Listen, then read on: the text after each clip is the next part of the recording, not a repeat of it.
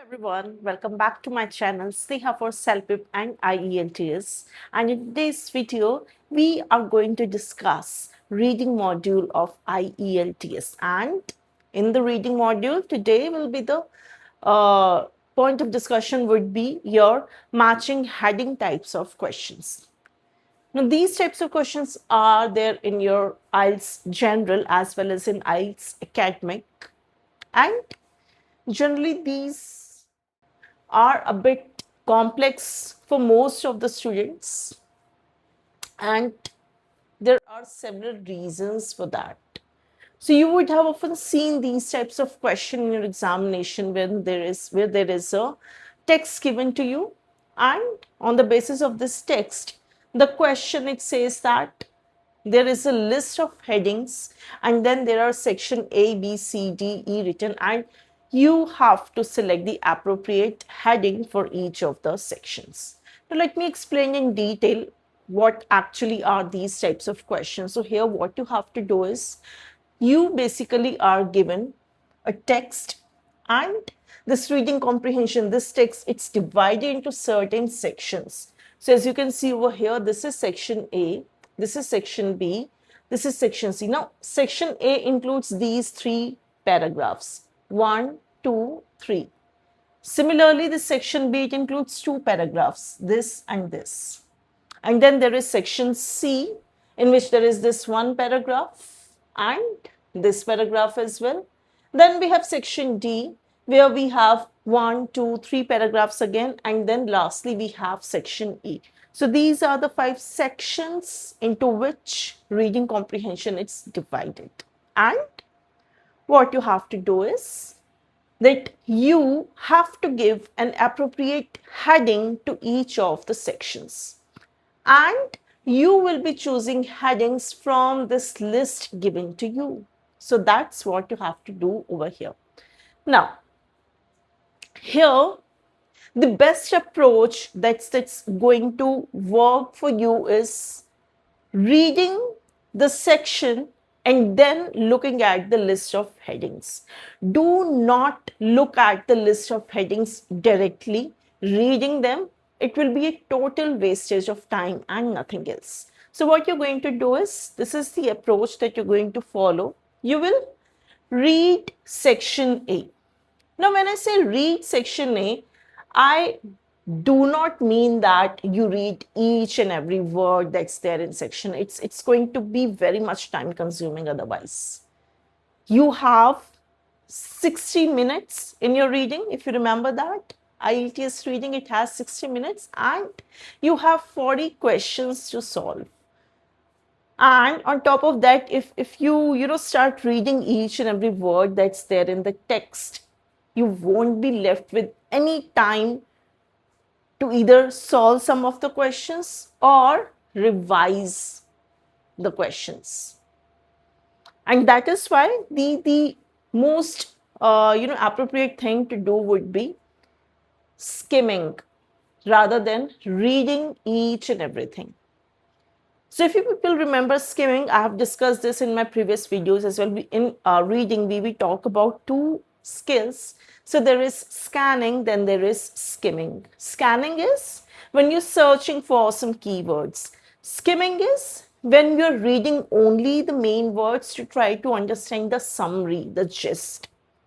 So here you would be doing skimming. We come to section A first. Question number 1 is about section A. So we skim section A. Skim section A means we focus on the main words. Try to understand the main idea, the main point that section A wants to make. So here you have to understand the main idea, that what is section A mainly about.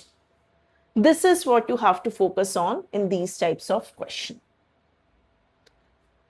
So these are the lists: 1, 2, 3, 4, 5, 6, 7, 8. 8 lists of headings, and then 8 headings in the list, and then 5 questions. So can you see that headings are more in number as compared to the question? That means Some of the headings will not be utilized as answers to these questions. Right? So do not waste your time reading each and every heading in the beginning. Directly start reading the section. And by reading, remember, I mean skimming, not reading each and every word. So here, section A says, language always changes, of course.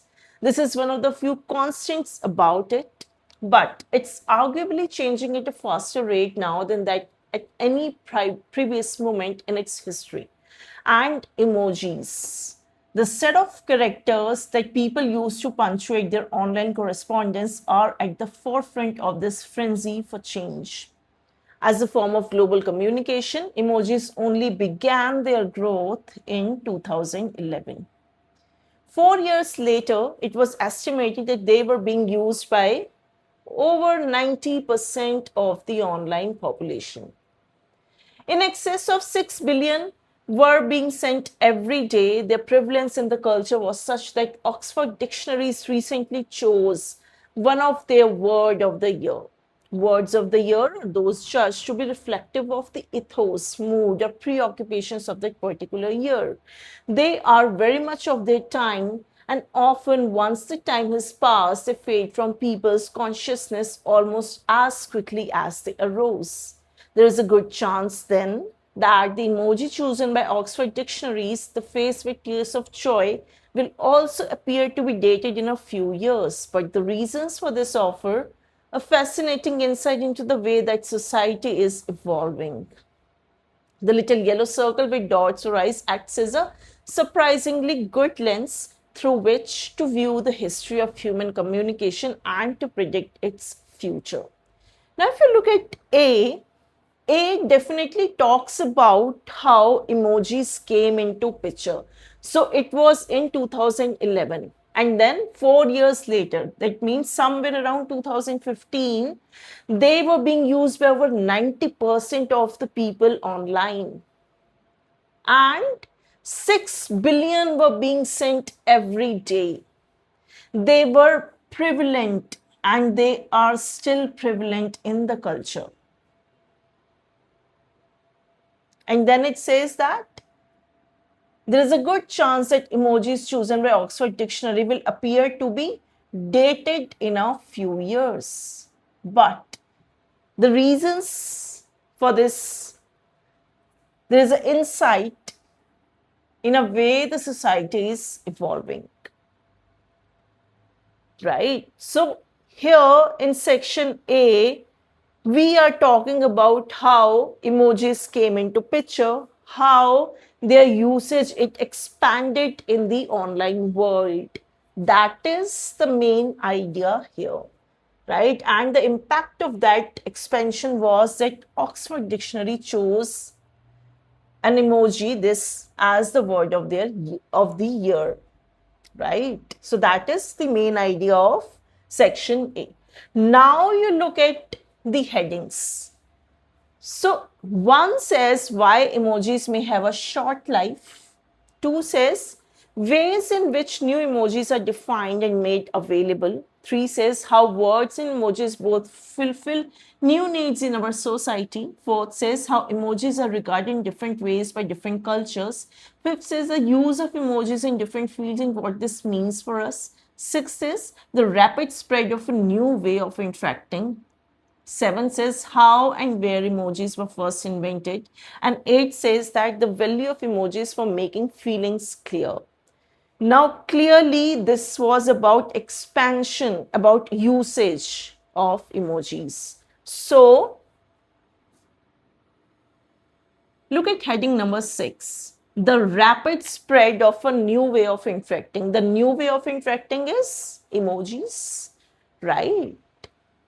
It says emojis, the set of pictures that people use to punctuate their online correspondence, are at the forefront of change. So there is a change from language to these emojis, right? So that is a new way of interacting, yes. And is it being rapidly spread? Yes. This was clearly said over here in this part, right? So the most appropriate heading for section A would be 6. So you are going to write 6 as your answer for this question. Similarly, now we have to focus on section B. Now, section B says, there are two main reasons why language changes. One is to do with the way that language mirrors the changes in how we relate to each other. As an expression of identity, language is adapted by different groups and different generations to reflect their own sense of self. It also needs to constantly assimilate fresh concepts as these evolve. Words are being created for these reasons all the time, but what's interesting about emojis is that they have contributed to this ever-expanding storehouse in a different way. At this point in our history, the gaps in our vocabulary are being filled not simply by new words, but by an absolutely new system of expression. Now, in the beginning, it's talking about two reasons why a language undergoes change. Then it says that one is to do with the way that language mirrors the changes in how we relate to each other. So, as there is change in how we connect with one another, according to that, the language changes. Right? Then it says it also needs to constantly assimilate fresh concepts as these evolve. And as there are new concepts in the society, language has to adapt itself according to that. And then it says that is why words are created all the time. New words are being created. And then it talks about gaps in our vocabulary. That currently the gaps in our vocabulary, they are being filled not only by new words, but also by new system of expression. And that new system of expression is emojis. So it's talking about how language changes and how emojis, they are fitting into our world, how they are filling the gaps of the current vocabulary that we have, right? So now we come back to the list of headings. Why emojis may have a short life, it doesn't talk about that. Ways in which new emojis are designed and made available, no, it does not talk about any way in which emojis are designed. Third says how words and emojis both fulfill new needs in our society. Yes, that's the correct answer. Why? New gaps in our vocabulary, these are being filled by emojis, right? And a language, it adapts itself according to the new trend. So the new trend is emojis. That is the new need which is being fulfilled by emojis in our society. So yes, third would be the most appropriate heading for section B. If you want, you can look at rest of the headings as well.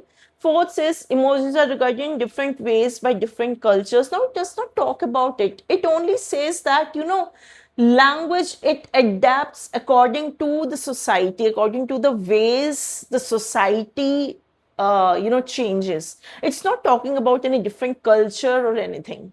Then fifth says the use of emojis in different fields and what this means for us. Again, it's not talking about any different fields. Six is already taken by this question. 7 says how and where emojis were first invented. It does not talk about anything about the invention of emojis. Then 8 says the value of emojis for making feelings clear. No, it's again not talking about value of emojis or anything related to feelings. So third would be the most appropriate heading for section B.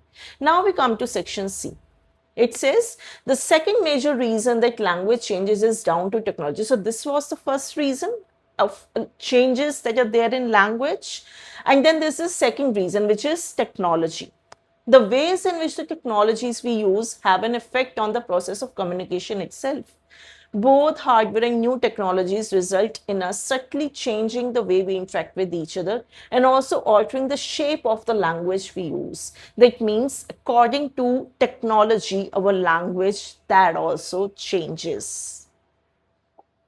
And then this is in continuation to section C. It says, emojis have evolved as a solution to the needs of mobile communication. In particular, They compensate for the way that computer mediated messaging on smartphone can sometimes tend towards the emotionally empty. That means as the technology evolved, we started communicating via messages. However, there is one problem in smartphone messaging, and that is there are no emotions included in those messages. So that is why emojis they came into picture to fill that gap of emotions.